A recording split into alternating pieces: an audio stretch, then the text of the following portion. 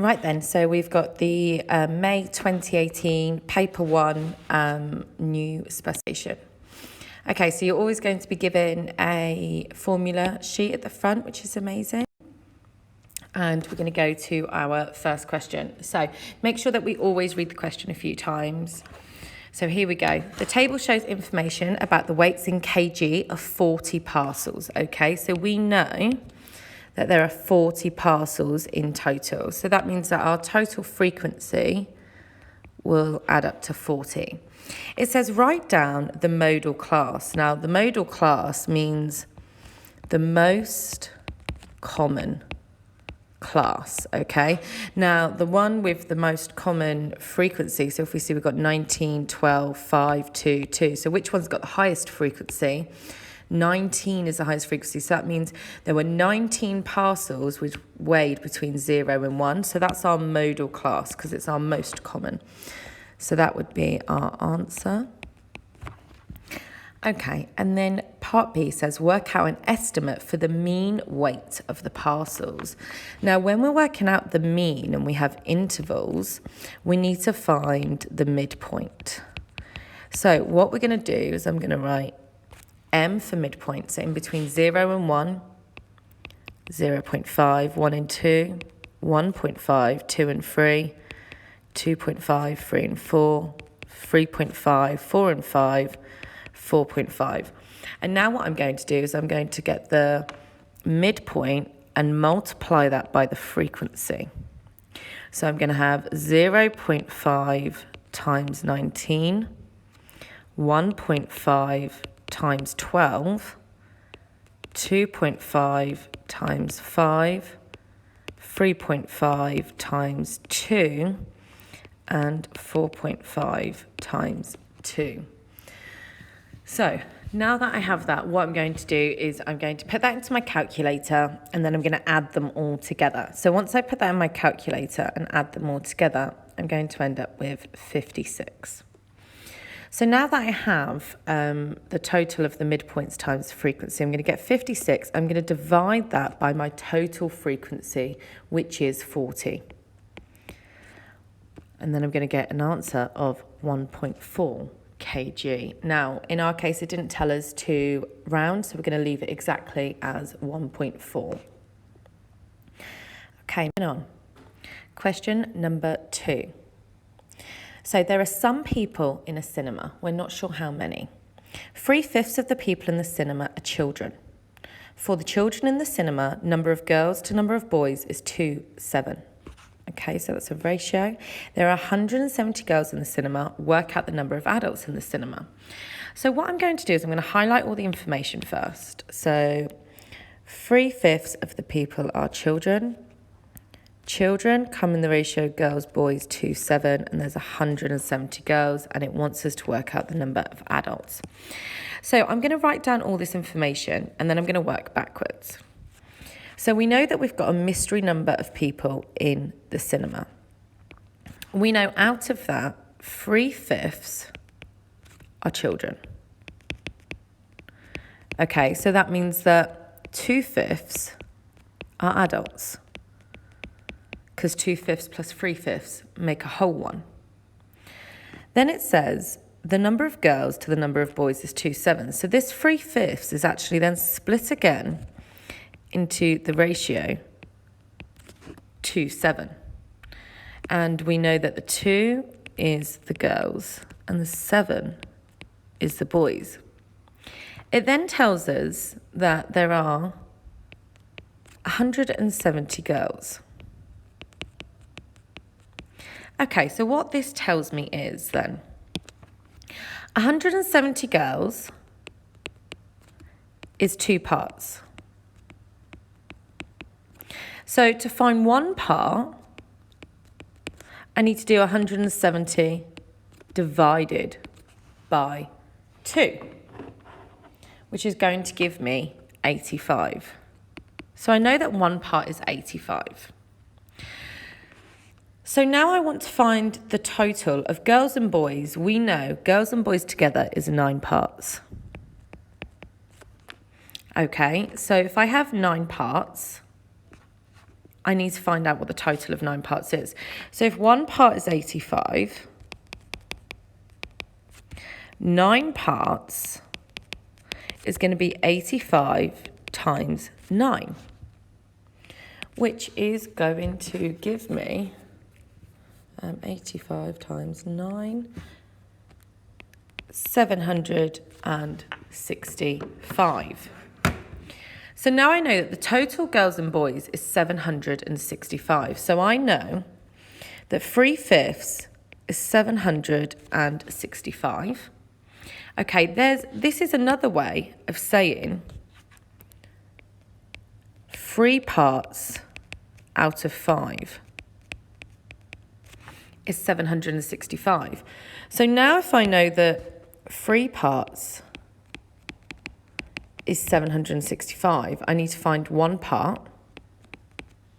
So I'm going to do 765 divided by 3, which is 255.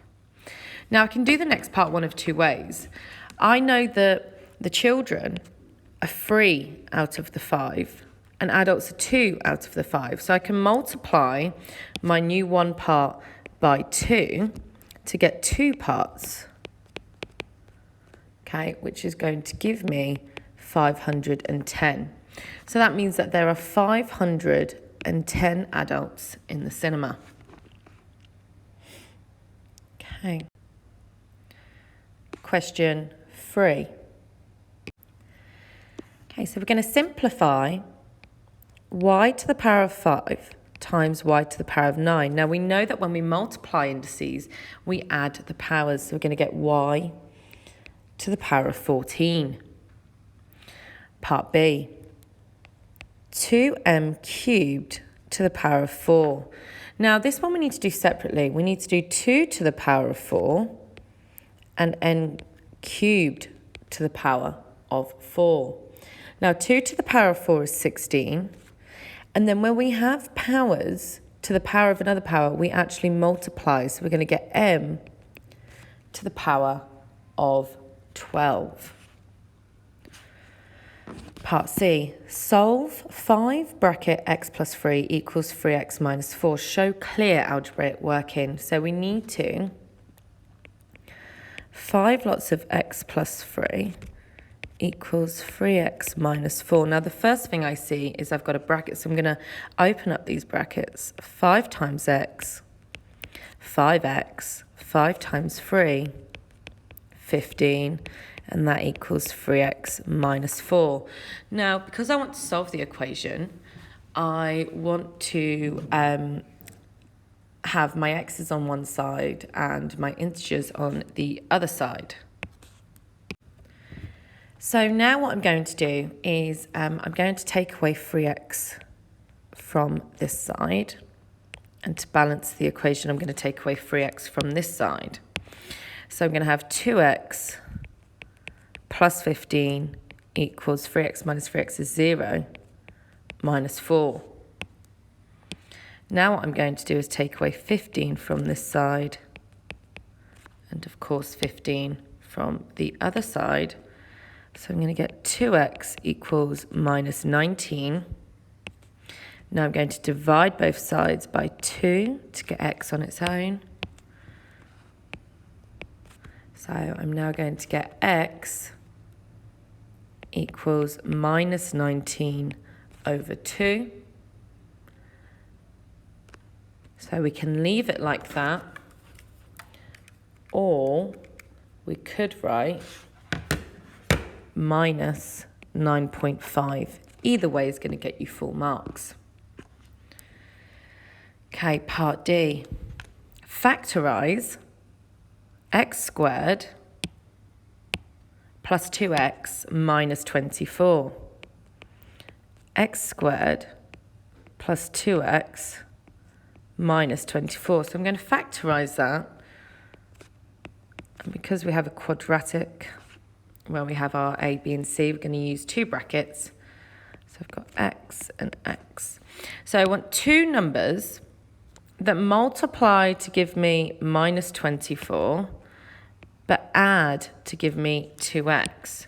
Now, if I think about minus 24, So to get the number minus 24, I could do 6 times minus 4, or minus 6 times positive 4. I could do 12 times minus 2, or minus 12 times 2. I could do 1 times minus 24, minus 24 times 1, 8 times minus 3, or minus 3 times 8. So you can see there's lots of ways to make minus 24, but they need to add to give me 2. Now, if you think about, if we start from the bottom here, 8 and 3, no matter what I do to add them, I'm never going to get 2. Same with 24 and 1, 12 and 2, but 6 and 4, the only way to get a positive 2 is if we had 6 and minus 4. So that means that my answer is plus 6 minus 4. Now, if you're unsure if you're correct and you want to double check, I would highly recommend double checking. So we can double check. So we've got x plus 6, x minus 4. So we're going to get x squared. 6 times minus 4 is minus 24. 6 times x plus 6x. X times minus 4 minus 4x. If I simplify this, x squared. 6x minus 4x is plus 2x minus 24. So you can see I've got back to the original expression. So you know that you're correct. And then lastly, it says hence solve. So we've just factorised it, and because it says the words hence, we need to use what we have just figured out in the question before. So this equals 0. Now, the easy way to do this is if each bracket equals 0, what could x be? For this bracket to be 0, x has to equal minus 6. And for this bracket to be 0, x has to equal 4. So I get x equals minus 6 or x equals 4. Question 4. So here we have a Venn diagram, and it says, write down the numbers that are in set A. Now in set A, this is A. So it's everything in this set. So here we go. We have 1, 2, 3, 4, 6, and 12. Now, I always like to write them in ascending order, okay? Next question says B, U, C. Now, this U means union. So B union C. So if I've got B and I've got C, I want all the numbers, okay? So the whole of B is here. The whole of C is here, and I want everything inside B and C. It doesn't matter if it's in A as well, because we're just looking at what's in B and what's in C. So I'm going to start from the beginning. So we have 1, 3, 5, 7, 9, 10, 11. Okay. Brian writes down the statement that A intersection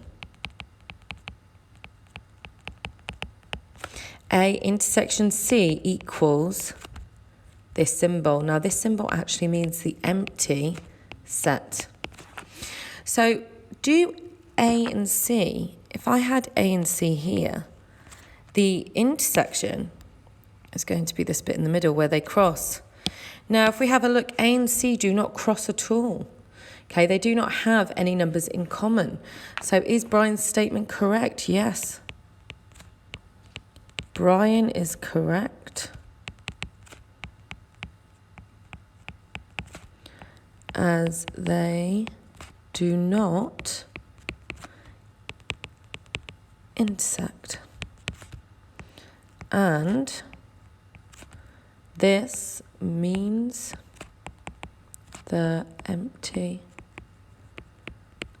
set. So one of the numbers in the Venn diagram is picked at random. Find the probability that this number is in set C dash. Now C dash actually means not C. So what we're going to do is we're going to look at all the numbers which are not C out of how many numbers there are. So if we have a look, we have not C, so 1, 2, 3, 4, 5, 6, 7, 8, 9, 10. So I have 10 that are not C out of, and there are 12 numbers altogether. Now, even though this number 5 is in B as well, remember, when we're looking at C, we look at the whole circle. It doesn't matter what it intersects with. So you could write 10 over 12. You could even simplify that to write 5 over 6. Either answer would be accepted. Okay, moving on. Question number 5.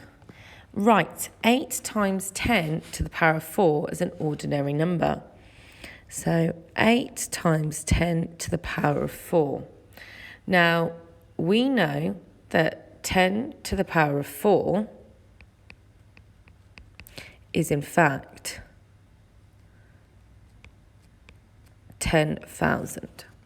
Okay, so we could do 8 times 10,000, or the other way we could do it is we know 8, if we think of a decimal place here, we're going to move it 1, 2, 3, 4, and then fill in zeros. So we're going to end up with 80,000. Part B, it says work out 3.5 times 10 to the 5 divided by 7 times 10 to the power of 8. Give your answer in standard form. Now, because this is a calculator paper, you can just put into your calculator exactly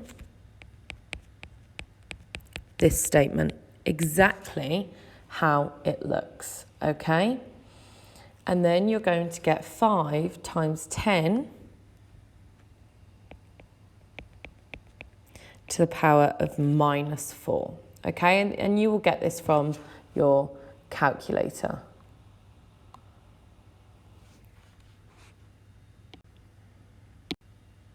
Okay, question 6. Now we can see a right angle triangle.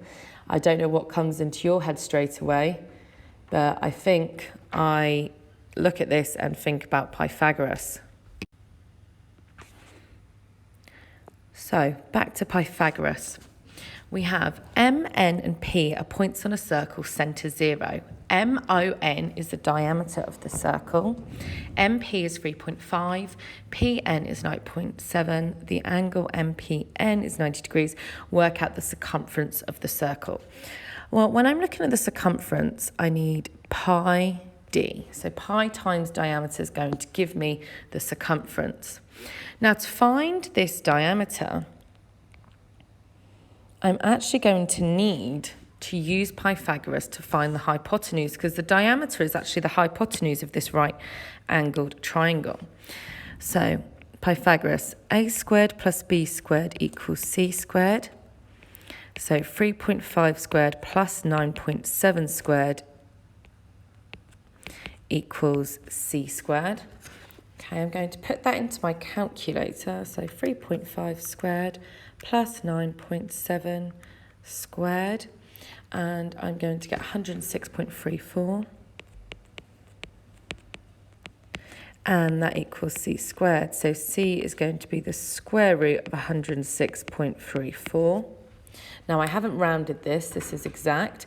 Now, when I do get the answer for C, I do get 10.312, and it goes on a bit. Now, top tip, keep it exact. So I'm going to use my diameter C as the square root of 106.34, just in case that when we round later, we get a different answer. So now I know that my diameter is this, I need to multiply that. To find the circumference, I'm going to do pi times my diameter, which is the square root of 106.34. So pi times the square root of 106.34. I'm going to get 32.3965 ... Now in the question it clearly says round to 3 significant figures. So round into 3 significant figures. This is my first significant figure, my second significant figure. My third significant figure is a tenth. So that means I'm rounding to the nearest tenth. So if I look at this number here, it is 5 or more, so I'm going to round this up. So I'm going to get 32.4 centimetres. Okay. Question number 7. Chow bought a boat for 160,000. The value of the boat depreciates by 4% each year. Work out the value of the boat at the end of the 3 years. So if it depreciates by 4% each year, we know that that means each year we're losing 4%. So that means we have 96% of the original value. So using the compound interest or compound depreciation, we're going to multiply this by our multiplier. So we need to change this to a decimal. 96% as a decimal is 0.96, and this happens over the space of 3 years. Okay, so I'm going to type this into my calculator. Times 0.96 to the power of 3. So I'm going to get 141,557.76. Okay then, so now it says give your answer correct to the nearest dollar. So correct to the nearest dollar is to the nearest whole number. So if I look here, this 7 is 5 or more, so I'm going to round up. So I'm going to get 141,558. Okay, part 2. Jelena gets a salary increase of 5%. Okay, so if she's increasing 5% from 100%, that means we're now at 105%. Her salary after the increase is 252,000. Work out Jelena's salary before the increase. So we know that her salary multiplied by our multiplier, if we convert this to a decimal, 1.05 equals 252,000. So to work out our original amount, I'm going to get 252,000 and I'm going to divide it by 1.05. So when I put that into my calculator, I'm going to get 240,000. Okay. Question number 8. So A equals 3 to the power of 5 times 5 times 7 to the power of 3. And B equals 2 to the power of 3 times 7 to the power of 4. Find the highest common factor of A and B. Find the lowest common multiple. Okay, so when we have them already in powers, it's quite easy to do these questions if we draw a Venn diagram. So if I draw 2 circles.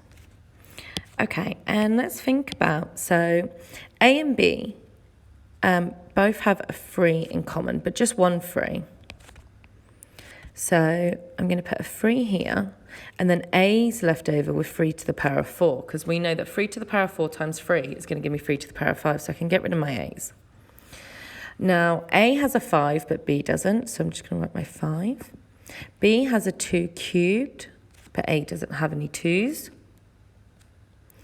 And then A and B both share a 7 cubed, because that's the highest factor. And then to B, to get the 7 to the power of 4, it's got 1 7 left over. So now I've used all of those. So now I've got my Venn diagram. When we're looking at the highest common factor, so the highest common factor is actually the intersection. Okay, so it's A intersection B. And the lowest common multiple is, in fact, the union. So it's A union B. So then, when we're trying to figure out the questions, the highest common factor is the intersection. Now, in my intersection, I have 3 and 7 cubed, so it's 3 times 7 cubed. And you can leave your answer like this. You do not need to work it out. But if you did want to, it's going to be 1029.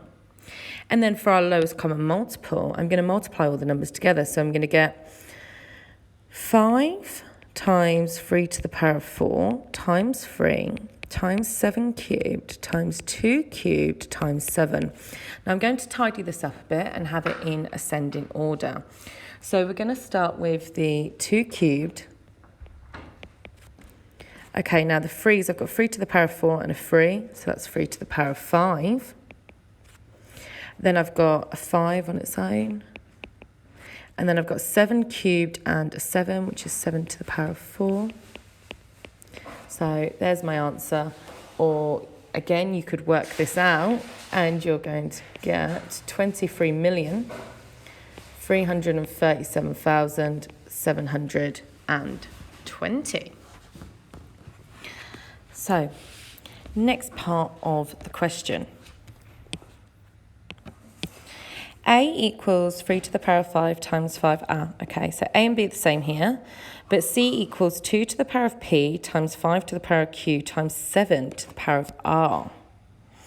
Okay, so given that, so the highest common factor of B and C. Okay, so the highest common factor is the intersection. So I know that B intersection C is going to give me 2 cubed times 7. Okay, and then I know that A, because it says the lowest common multiple of A and C, so A union C equals 2 to the power of 4 times 3 to the power of 5 times 5 squared times 7 cubed. Using this information, find the value of P, Q, and R.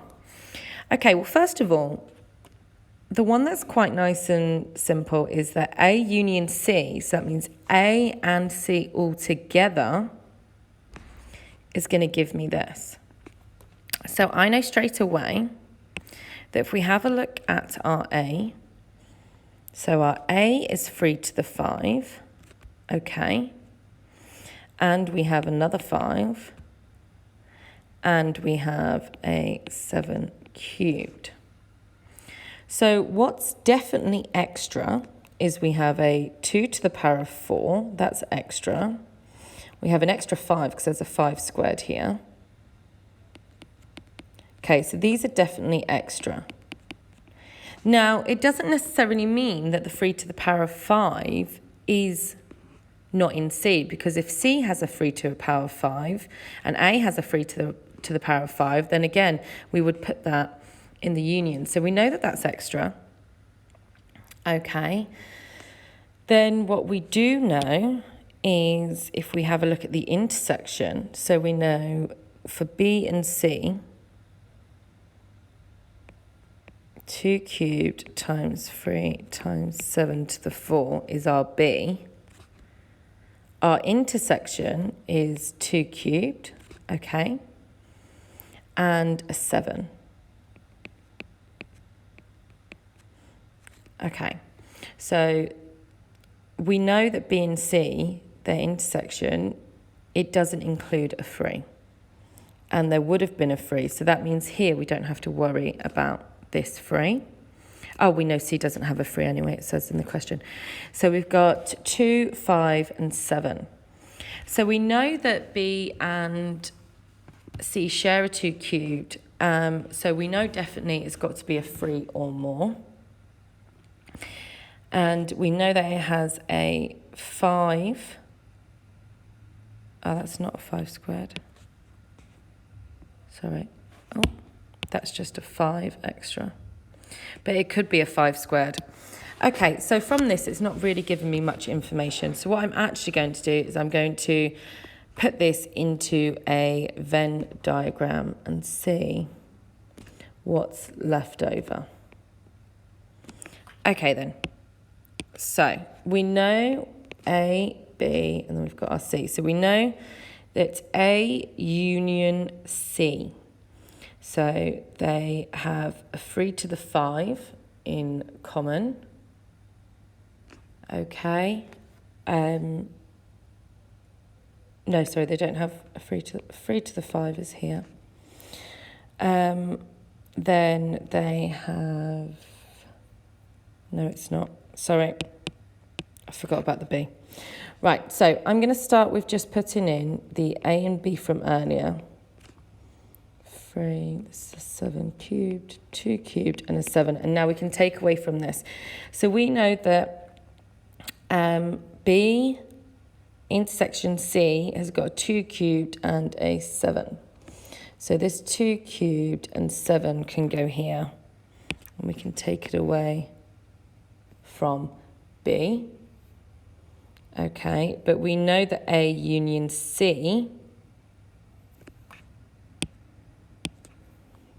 has... I don't know if you can see this very well. A union C has, where are we? Oh, here. So 2 to the power of 4, but that's got a 2 to the power of 3. So we're going to have a 2. Then we've got 3 to the power of 5. And we've got 3 to the power of 4 here, and then we've got 3 here. Yep, that makes sense. Then we've got 5 squared, so we've got 5 here. So we have to have another 5. So now they've got a 5 in common. And then there's another 5, but A doesn't have another 5, so it's going to have to go into the C. Okay. And then we have a 7 cubed. But there's only one 7 here. And it's... Okay, so this 7's got to go back into B, and that 7 cubed is actually going to come into the middle. So that 7 cubed has gone from there. It's just a 3 in there now. Okay, perfect. So now what we have is, we have our... We've got 2 to the power of 4. So that means our P is 4. Our Q is 5 to the power of 2. And our R is going to be, oh no. Sorry, the 7 cubed can't come here because we can only have one 7. That has to go back to being a 7 squared because there's only a 7 cubed altogether. So that means there's only one 7 in C, so R is 1. Now, I'm sure there's definitely an easier way to do this question. Sometimes with these types of questions, you've just got to go through it and actually see what makes sense and what doesn't. But that one was actually rather confusing. So I'll look into an easier way of doing that and redo this part of the video to make it more sense.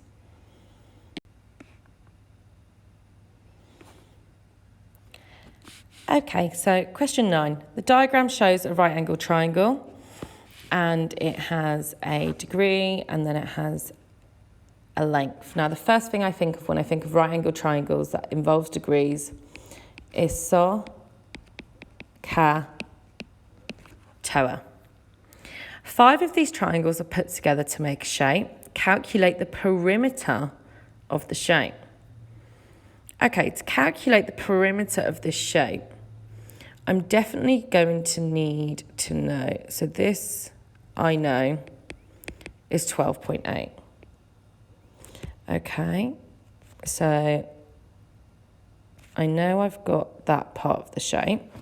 So that's 12.8 times 5.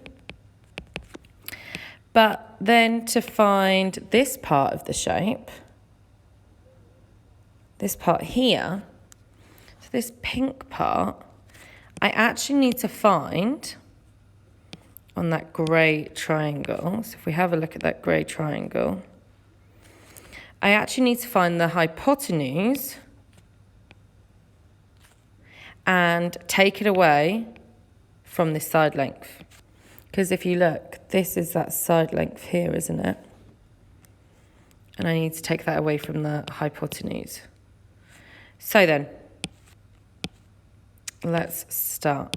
To find out the hypotenuse here, so I have my triangle. I want this side. I have 12.8 and I have my angle 72. So this is my opposite, this is my adjacent, this is my hypotenuse. I want H, I have O, A is no use to me, so it's O and A. So I'm going to use sine. So sine of x equals opposite over hypotenuse. So I'm going to get sine of 72 equals 12.8 over my hypotenuse. I need to rearrange this. So I'm going to get h times sine of 72 equals 12.8. And I've put 1.28.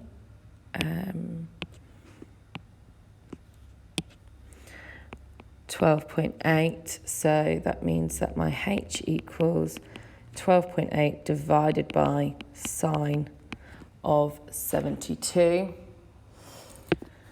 Which is going to give me 12.8 over sine 72. 12.8 divided by sine of 72. So I'm going to get my hypotenuse is 13.45871647. I'm just going to write down everything just in case we need it. Then what I could find out from there is if I want to find out, if I draw another triangle over here. Okay, now there is another way we could do this. We could have just found the other side and then used Pythagoras. I've got my A. Oh, I don't know how, I just got that text box. So my A, so I've got 72 degrees. It's 12.8. This is my opposite, my adjacent, my hypotenuse. We want the adjacent. So I'm going to O and A, which is tan of x equals opposite over adjacent. So now I'm going to have tan of 72 equals 12.8 over A. So rearrange that. Now I could just do the quick trick in this one where I swap these round. So A equals 12.8 over tan 72. So put that into my calculator. Tan 72. I'm going to get A is 4.158972112. So, finally, to get this side here, I need to do my whole hypotenuse minus that short side. So I'm going to get my 13.4581 minus my 4.1585. So 13.45.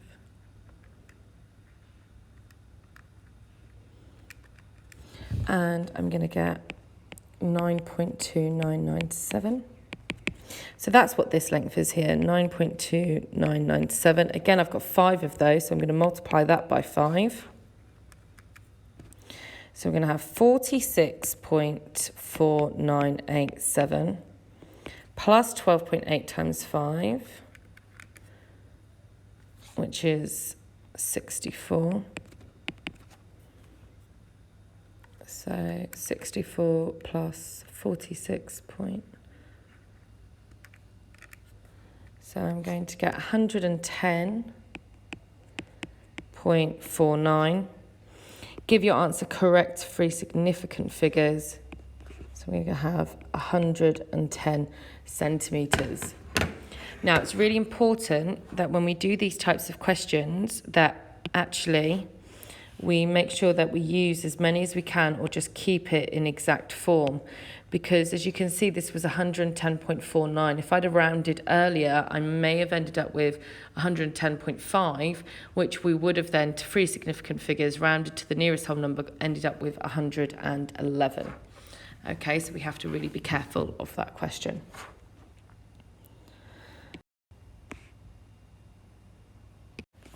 The cumulative frequency graph shows information about the length in minutes of each of 80 films. Use the graph to find an estimate for the interquartile range. Well, we've got 80 films, so we know that the middle is 40. To find the interquartile range, we need to find the upper quartile and minus it from the lower quartile. Now, the lower quartile is found by going between 0 and the median, which is 40. So our lower quartile is the median of that, which is 20. And then our upper quartile between 40 and 80 is 60. So now what we're going to do is go along. Okay, make sure you use a ruler. As you can see, my ruler is not very straight. So that's 123 for my upper quartile. And when you're in the exam and you're writing this, it's really good to write all these down and show that you're working through them. And here we actually have 102.5 is our lower quartile. So this is going to give us 20.5. Okay, now it's very clear here. Now I know I've just... if you have a look, though, it is very clear here that this is halfway, if we can see, between two lines. So we need to make sure we are doing this exact, so we are going to get a 0.5, okay? And even if your pencil is a bit thick and it doesn't look like it is, please make sure that you are looking exact. Okay, so that was 10 part A. Okay, so back to the graph here, we can see that 120 minutes, if we go 120 is here, we go up, we go across, we get 55 films, okay. Part B, Claire says more than 35% of these films are over 120 minutes long. Is Claire correct? Well, first of all, there was 80 films, wasn't there? Okay, so let's find out what 35% of 80 is. So I'm going to multiply that by 0.35. 80 times 0.35. So 28 films. So she's saying more than 35% of the films are over 120 minutes long. So she's saying 28 films or more are going to be 120 minutes long. So let's go back to the graph. Okay. We know that 55 films, not 55 films, sorry, 50 was where it crossed on the axes. So 80 minus 25, 55 is 25. 80 minus 55 is 25. So 25 films were 120 minutes or more long. But we know that to get 35%, we need 28 films. So is Claire correct? Claire is wrong. Claire is wrong. As for 35%, you need 28 films. Okay. Okay. Question 11. Expand and simplify. So I've got 2x minus 1, x plus 3, x minus 5. Okay, now I'm just going to focus on these two brackets to start with. And I'm going to expand them. So 2x times x, 2x squared, minus 1 times 3, minus 3, minus 1 times x, minus x, 2 times 3, plus 6x. I'm just going to simplify this and collect the like terms. So for x squareds, I've only got 2x squared. For x's, I've got minus x plus 6x, which is plus 5x. And then integers, I've just got minus 3. Now I'm going to multiply this by x to the power of minus 5. Now, how I like to do this is multiply each term by x first. So 2x squared times x is 2x cubed, 5x times x, 5x squared, minus 3 times x, minus 3x.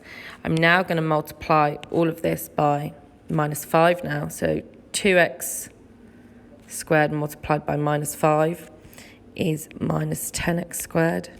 5x times minus 5 minus 25x minus 3 times minus 5 plus 15. And you can see how I've written them under each other. I've tried to keep the x squareds together, the x's together, so that when I'm simplifying, it's easy. So x cubed in total, 2x cubed.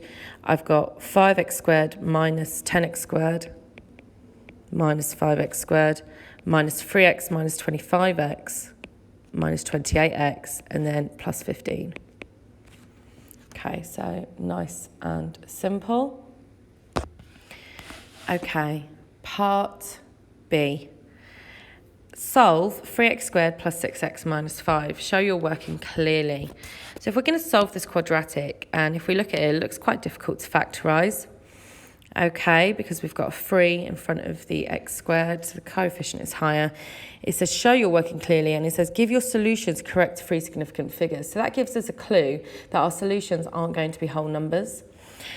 So what we're going to be using is the formula. So we're going to have minus b plus or minus the square root of b squared minus 4ac over 2a.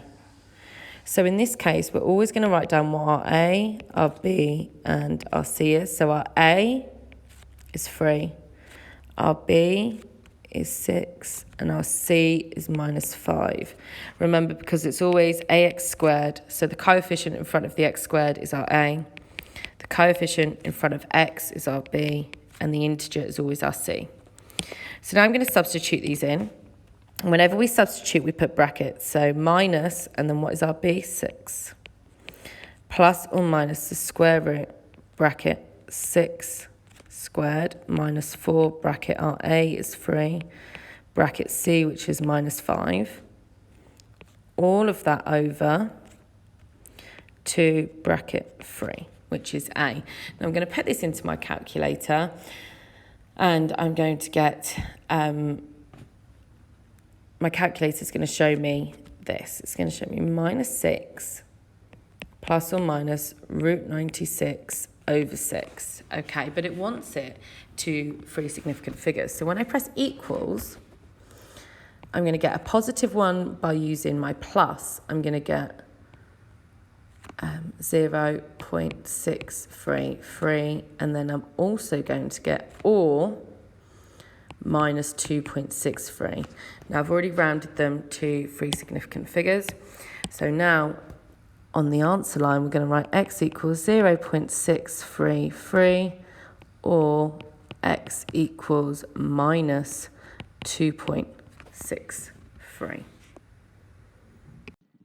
Okay, question 12. So the diagram shows two straight lines drawn on the grid. Write down the solution of the simultaneous equations. Now, where they cross is the solution. So we can see they cross here, which is 3, 4. So my x is 3, my y is 4. Okay, nice and simple. Then part B. Show that by shading on the grid the region defined by all 5 of the inequalities. Okay, so what I'm going to do is I'm going to shade the area we don't want. So I'm going to shade the areas that we don't want. So for the first one, it says that x is greater than 0. So we actually want when my x is greater than 0. So we want all of this bit here. So the bit we don't want is this bit, because this is x is less than 0. So I'm going to shade that bit. So I'm going to shade that in. Okay. For the next one, it says we want y is greater than 0. So we want where y is positive and greater than 0, which is up here. So the bit we don't want is down here, so that's the part I'm going to shade. Then for the next one, it says x plus y is greater than or equal to 4. Now, if I have a look at what the equations I've already have, I've got 3y equals 2x plus 6, and I've got 4x plus 3x, 24. So I don't actually have this one, so I'm going to have to draw this. Now, I can do a trick, because if I say x plus y equals 4, if I let x equal 0, my y equals 4, and if I let my y equals 0, my x equals 4. So I've got these 2 points here. Now, when you draw a straight line, you only need 2 points to draw a straight line. I'm going to get this ruler. Here. Yep. And then I'm going to draw my straight line. Perfect. So now it says it's greater than. So we want, if it's greater than, we want above the line. So the bit we're going to shade is below the line, okay? So if it's greater than, it's above the line. So we're going to shade below the line, because that's the bit we don't want. Okay, and then for the next one, we have 3y is less than or equal to 2x plus 6, which is this line. Now, if it's less than, it means we want below the line. Okay, so I'm going to shade above the line, because that's the bit that we do not want. It's a nice colourful question, this one. Perfect. And then for the last one,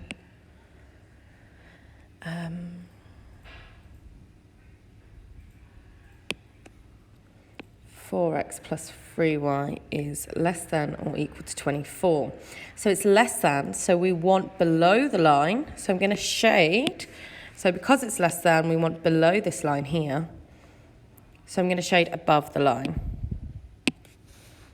So here we go. Shade the area we do not want. Perfect. Now, what we're left with is this area here. Now this inside here is the region. Now it very clearly says label the region with an R. So there we go. Question 13. So L, M and N are points on a circle, centre 0. QMT is the tangent to the circle at M. Find the size of angle NOM. So it wants NOM. So it wants this angle here. Now, I need to know the circle theorem. So straight away, what I know is this circle theorem is because one of the angles is at the centre, it's actually this one, but all they've done is they've moved this point down here. So the angle is in fact double 27, which is 54, and its angle at the circumference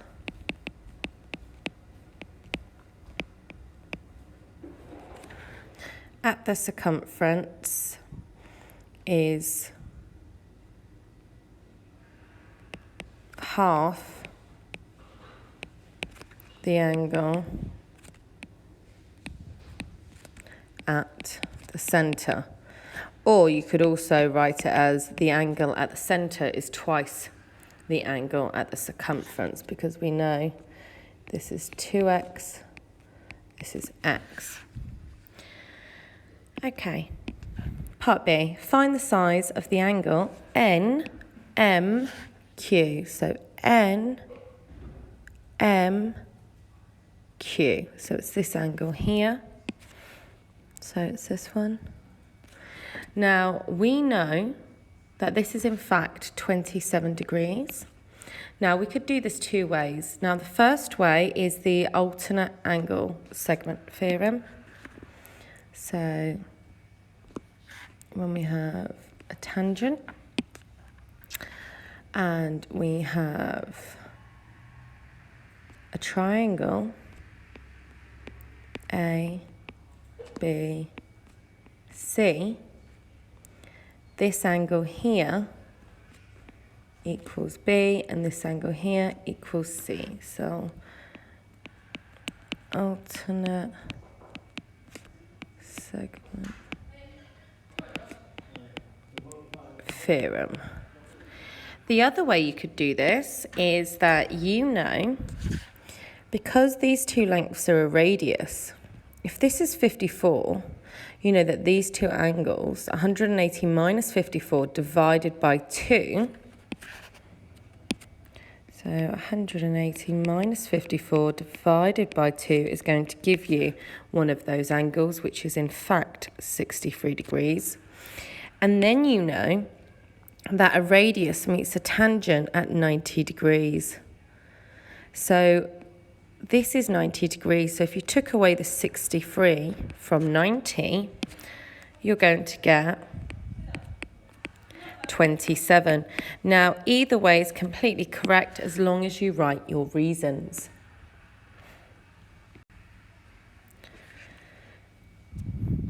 Question 14, functions. So, find f of minus 7. So that means wherever there's an x, we're going to replace it with a minus 7. So I'm going to get 3 bracket minus 7 minus 5 over 4. Okay, now it's very important that when we substitute in, we do use brackets. So 3 times minus 7 minus 5 over 4, and you put that into your calculator. So I'm going to get minus 13 over 2 or minus 6.5. Now, part B. Express the inverse function f minus 1 in the form f minus 1. So what we're going to do is we're going to start by, instead of writing f of x, we're going to write x. And instead of writing 3x, wherever there's an x on this side, we're going to write y. And then I want to rearrange to get y equals. So in the end, I want y equals. So step 1, multiply both sides by 4. So 4x equals 3y minus 5. Add 5 to both sides. So 4x plus 5 equals 3y. And then divide both sides by 3. So 4x plus 5 equals over 3 equals y. So now we've arranged to get y equals, this is what our inverse function is. So our inverse function is 4x plus 5 divided by 3. Part C, find. So the function g is given such that g of x equals the square root of 19 minus x. Find f of g of 3. So step 1, we find g of 3. So just like we did in the first part, instead of writing x, we're going to put 3. So g of 3 equals the square root of 19 minus bracket 3, which gives me the square root of 16. Now we know that the square root of 16 is 4. Now once we've found g of 3, we're now saying find f of g of 3, but g of 3 is 4, so that means now we want to find f of 4. So I'm going to have 3 lots of 4 minus 5 over 4. So I'm going to get 12 minus 5, which is 7 over 4.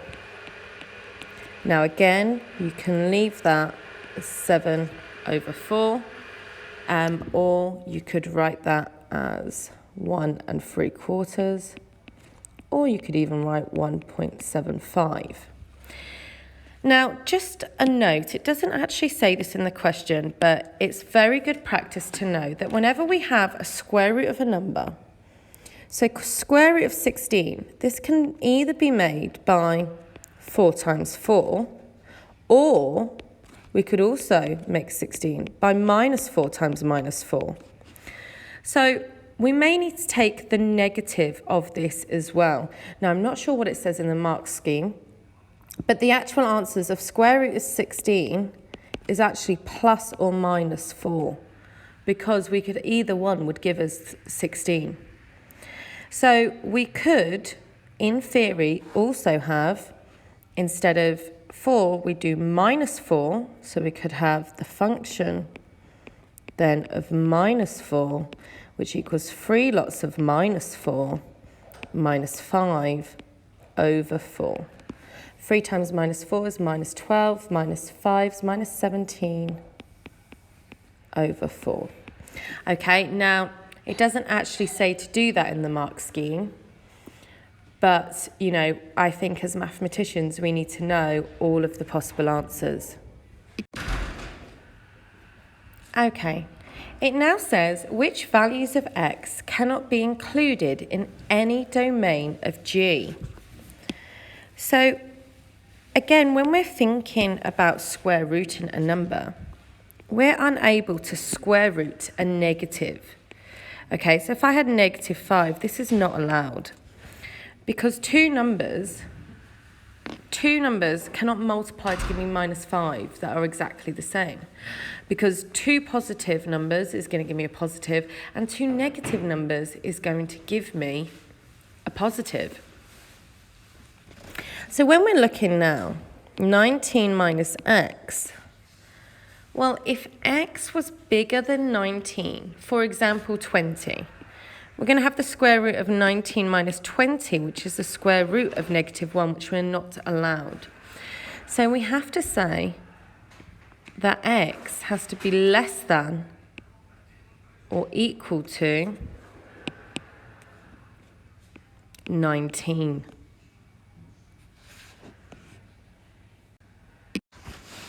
Question 15, simplify fully. Okay, so this is an indices question, and what we're going to do is I'm going to do this step by step. So, step 1, if you had a over b to the power of a negative 2, okay, but it doesn't matter what the negative is. To actually get rid of the negative, all you have to do is flip it. So then you get b over a to the power of the positive 2. So that's what we're going to do. So step 1, it's a negative a quarter. To get rid of the negative, I'm going to flip the fraction, y to the a, 256x to the power of 20 to the power of a positive a quarter. Now, this in fact means I have y to the 8 to the power of a quarter over 256x to the power of 20 to the power of a quarter. Now, with indices, like we saw in the earlier questions, y to the 8 to the power of a quarter, we're just going to multiply, so we're going to get y to the power of 2. Now, we need to make sure we do 256 to the power of a quarter, which is, you can put that into your calculator, to the power of a quarter, but it's actually the fourth root. So we get 4, and then x to the power of 20 times a quarter, and to get x to the power of 5. So my final answer is y squared over 4x to the power of 5. Perfect. Now, next question.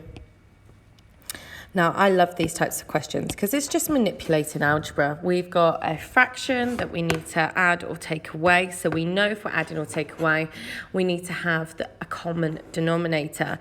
But the trick with these questions is to, first of all, instead of trying to multiply it to get an x squared in a number, is to factorize either the numerator or denominator. So for the first one, straight away, I have a 9, I have an x squared and a 25. The first thing you should think about is they are all square numbers, okay? These are all square numbers. And because they're all square numbers, that means we can use the difference of two squares.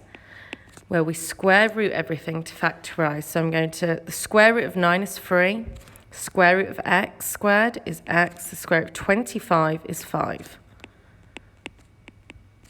And then we plus or minus. Now again, if you're not sure if you've done it right, you can double check, okay, by expanding this out.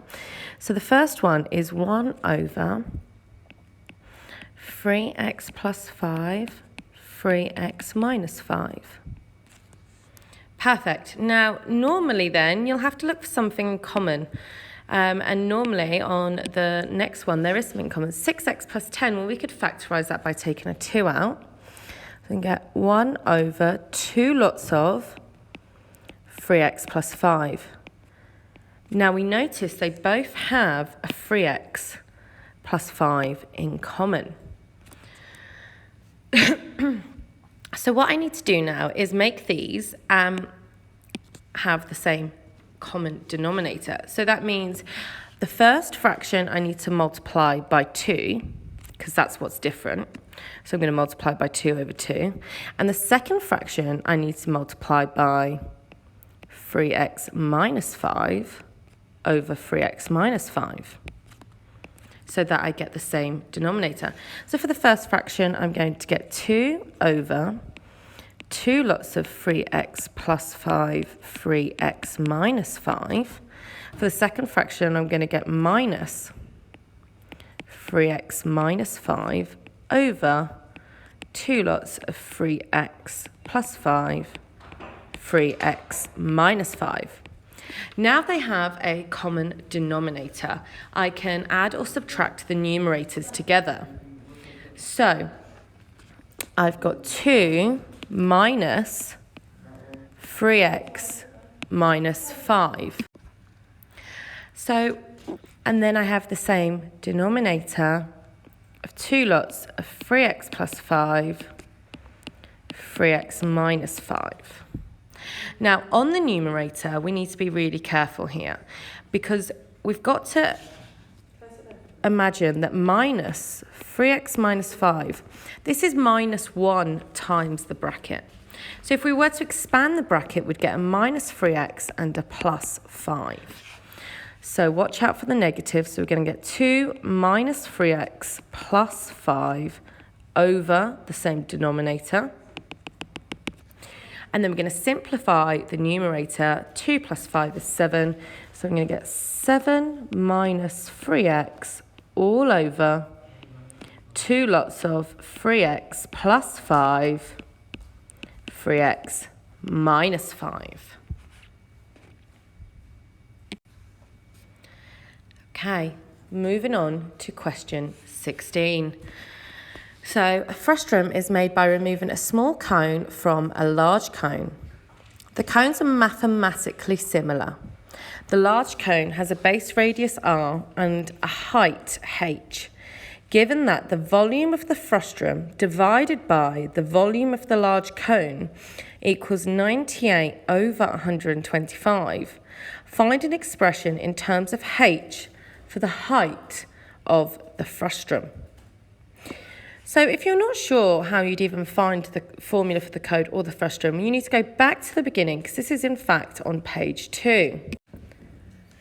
So we know that the volume is 1/3 pi r squared h. So first of all, if we find the volume of the large cone, well, our radius is r and our height is h. So we know that the large cone is going to be 1/3 pi r squared h. Now, it's mathematically similar. So the smaller cone is going to be multiplied by a fraction. So that means that it's been multiplied by a fraction, which is given as 98 over 125. Now, if we go back to similar shapes, remember if we had a length and we times that by the scale factor, we then get the new length. But if we had an area, we have to multiply by the scale factor squared to get the other area. And if we have a volume, we have to multiply by the scale factor cubed to get the other volume. So what we have here is the two volumes divided by each other is going to give us our scale factor, but this is in fact our scale factor cubed. Okay, and because it wants us to find an expression in terms of h for the height, we're looking for a length. So what we actually need to do is we need to cube root the scale factor. So I'm going to have this, if the scale factor cubed is 98 over 125, scale factor is the cubed root of 98 over 125. So if I put that into my calculator, 98 over, I know the denominator is 5. Right, I'm going to get 0.922. It's not a very nice number. Okay, so I'm going to keep it as cubed root. Okay then, so it's not a very nice number. So then we have the large cone has a base, radius and height. The volume of the frustum divided by the volume of the large cone is 98 over 125.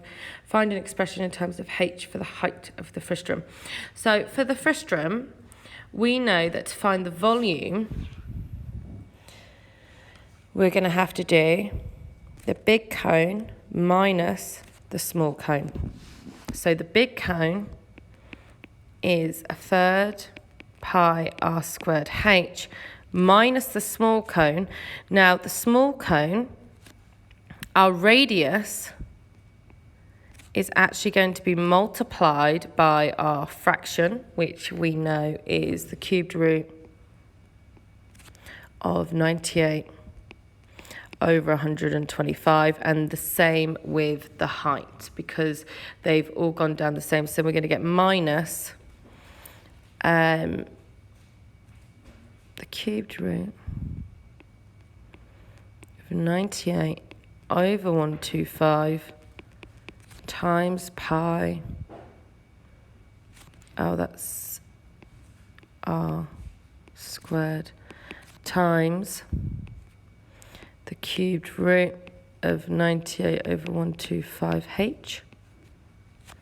Okay, so from there we're able to work out, I think I've gone about this a completely roundabout way, everybody. I'm overcomplicating the situation.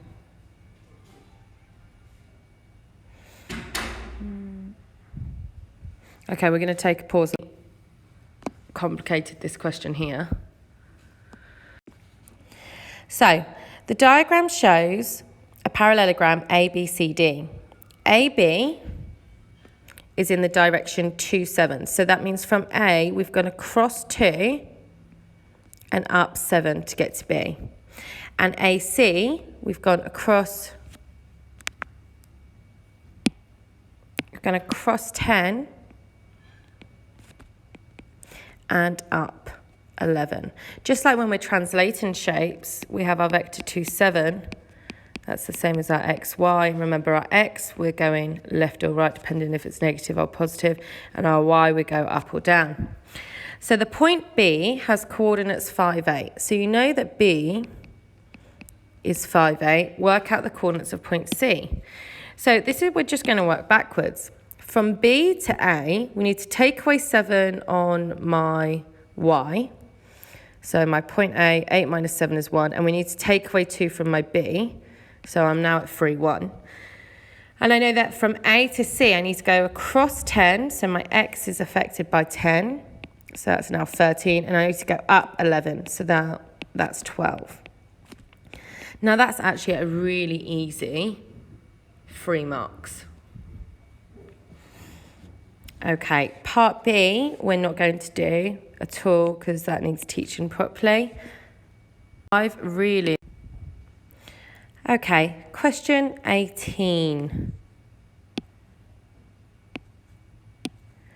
Now, y equals f of x minus 5. If it's inside the brackets, okay, we do the opposite of what it says. So it says minus 5. What we're going to do is we're going to add 5, and it only affects the x if it's inside the brackets. So our x coordinate here is minus 2, so I'm going to add 5 to minus 2, which is 3 minus 1. Now, if it's outside the bracket, It affects y, and we do exactly what it says. We don't do the opposite. We do exactly what it says. It says half of all the y's. My y is currently -1. My x stays the same, so half of -1 is -1/2. Part B, again, we don't need to worry about. Okay, so part B, this is like for grade 9 students. Some people that even get a grade 9 aren't even taught this. Very quickly, we know that the sine graph goes between 1 and, sorry, this is 90 here, this is 180, 270, 360, and it goes between 1 and -1.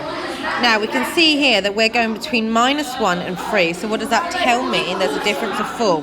So we know that we've multiplied our y by 2 for sure.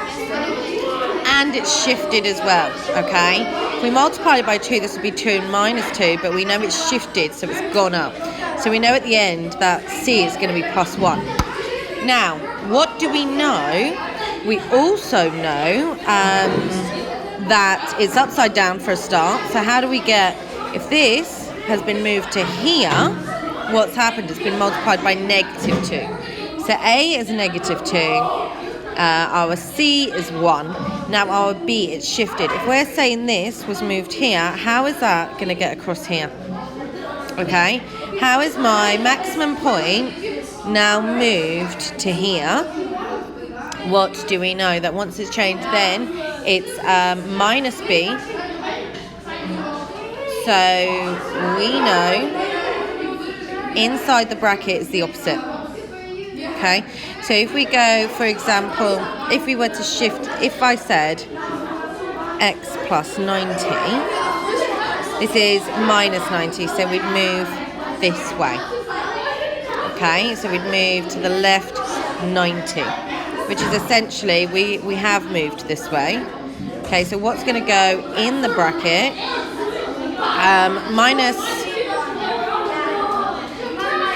So it's going to be, if it says x minus b, we're going to have plus 90. It's going to shift it that way. Okay?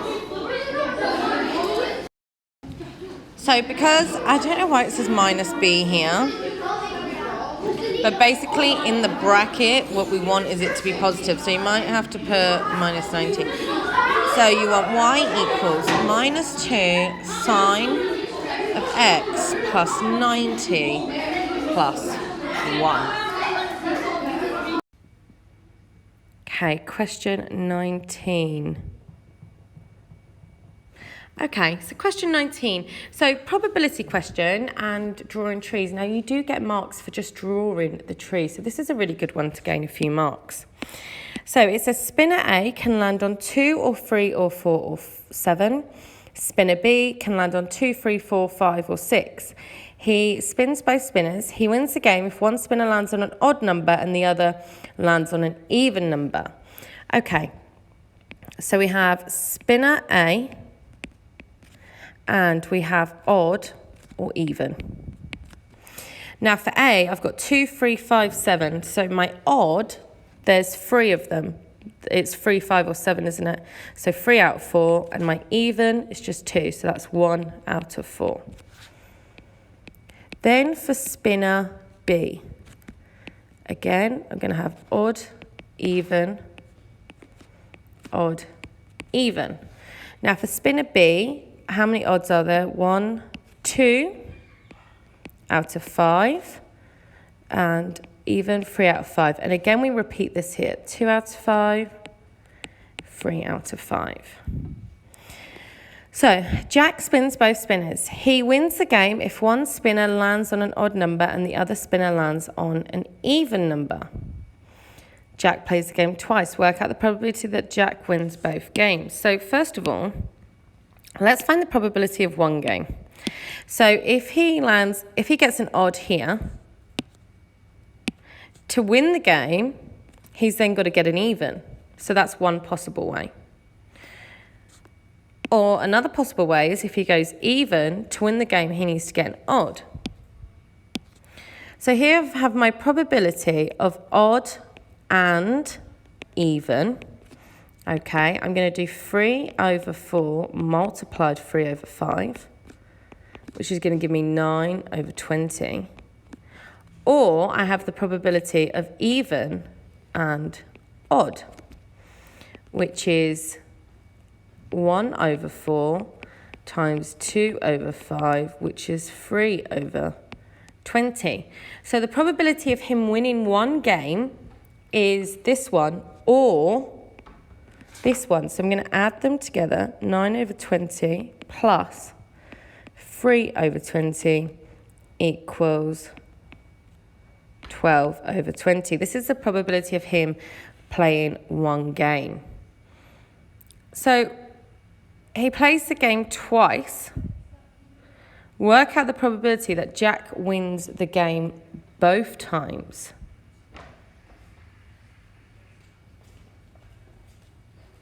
So he's going to win and win. So it's 12 over 20 multiplied, because that's the probability of winning once, and winning again. So I'm going to get 144 over 400. So I can put that into my calculator, and it's 9 over 25. Okay, sometimes it's good to simplify. Perfect.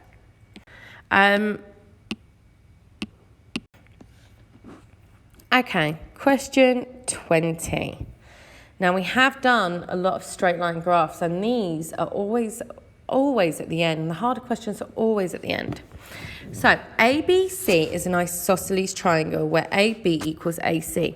Okay, you should be looking at this question and giving it a go, because you can all draw an isosceles triangle. So AB is the same length as AC. So we know these two are the same length because it's isosceles.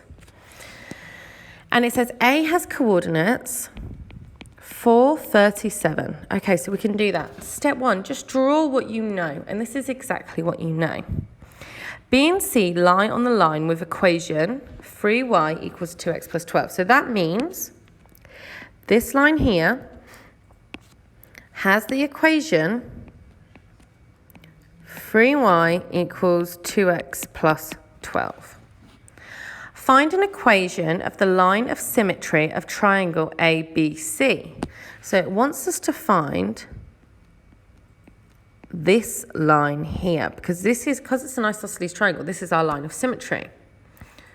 So to find this line, I know when two lines are perpendicular, if the gradient of this one is 2, then the gradient of the perpendicular line is going to be minus a half. Okay, because we flip it and put a minus on it. So then, step 1, rearrange to get y equals. So I'm going to get y equals 2x plus 12 divided by 3. Because I've divided both sides by 3, but I need to make sure I separate this. So I'm going to get 2x over 3 plus 12 over 3, which is in fact 4. So I know that my gradient is 2 over 3, and this is of the BC line. So to find the line which is perpendicular, this line here, I'm going to flip it and put a minus. So my gradient of that line is y equals minus 3 over 2. Now that I have a gradient and I have the point A, that is everything I need to figure out the equation, because I know that y equals mx plus c. I know that my y in this case is 37 equals my m minus 3 over 2, and my x is 4, and I've got those from the points of A, and I have plus c. So I'm going to get 37 equals minus 12 over 2 plus c. Okay, I'm going to rearrange this to get 37 minus 12 over 2 is minus 6. So 37, I'm going to add 6 to both sides, equals c. So I'm going to get 43 equals c. So now that I've got my c, my final equation is y equals minus 3 over 2x plus C, which is 43. And that's worth 5 marks, okay? 5 marks, which is pretty amazing, really, because you should definitely be able to get a few marks there. Okay, so the paper,